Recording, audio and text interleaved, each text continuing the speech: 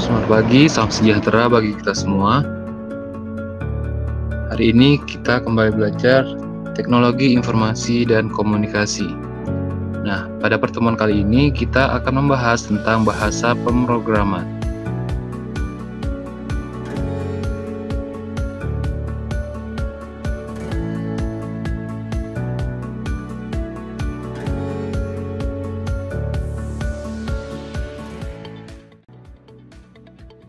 Bahasa pemrograman, TIK kelas 5.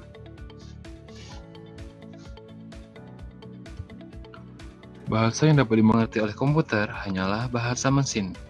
Namun, bahasa ini sangat sulit digunakan oleh manusia. Coba ingat kembali permainan bilangan biner yang telah kamu lakukan.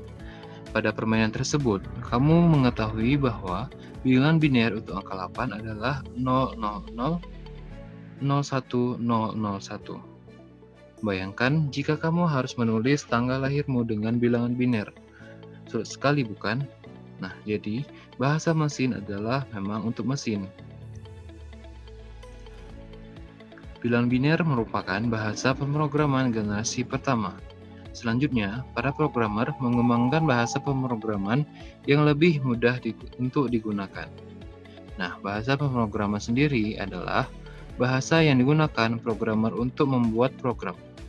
Semakin mudah suatu bahasa pemrograman digunakan, maka semakin cepat juga seorang programmer membuat programnya. Berikut perkembangan bahasa pemrograman dari masa ke masa. Bahasa generasi pertama, 1GL. Bahasa pemrograman ini termasuk bahasa tingkat rendah yang menggunakan sistem bilangan biner, yaitu 0 dan 1. Pada bahasa generasi kedua, 2GL, juga termasuk bahasa tingkat rendah yang disebut bahasa rakitan atau assembly language. Bahasa generasi kedua menggantikan bahasa mesin dengan simbol huruf dan angka. 3GL, bahasa generasi ketiga. Bahasa pemrograman 3GL termasuk bahasa tingkat tinggi yang ditulis dalam bentuk teks. Contoh 3GL adalah C++, Java, dan JavaScript. Nah, masuk pada bahasa generasi keempat. 4GL berisi pernyataan yang mirip dengan kalimat dalam kehidupan sehari-hari. Contoh dari 4GL adalah Perl, PHP, Python, dan SQL. Bahasa generasi kelima, 5GL. 5GL ini adalah bahasa pemrograman tingkat tinggi. Dirancang untuk membuat komputer mampu menyelesaikan masalah tanpa seorang programmer. Contoh 5GL adalah Mercury, OPS 5, dan Prolog. Seorang programmer lebih sering membuat sebuah program menggunakan bahasa generasi kedua, generasi ketiga, dan seterusnya. Akan tetapi, bukankah komputer hanya memahami bahasa mesin?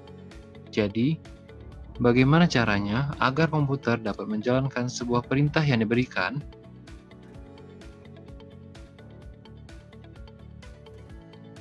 Agar komputer dapat memahami bahasa yang digunakan, bahasa tersebut harus diterjemahkan dulu ke dalam bahasa mesin. Nah, proses penerjemahan ini disebut dengan kompilasi atau compilation dalam bahasa Inggris. Program yang melakukan penerjemahan disebut dengan kompilator atau compiler. Perhatikan ilustrasi berikut. Seorang programmer menggunakan bahasa generasi ketiga. Lalu, compiler bertugas untuk menerjemahkan bahasa menjadi bahasa yang dimengerti oleh komputer atau bahasa mesin. Nah, sekian pertemuan kita pada hari ini. Semoga bermanfaat dan sampai jumpa di pertemuan berikutnya. Jangan lupa like, komen, subscribe, dan share video ini. Terima kasih.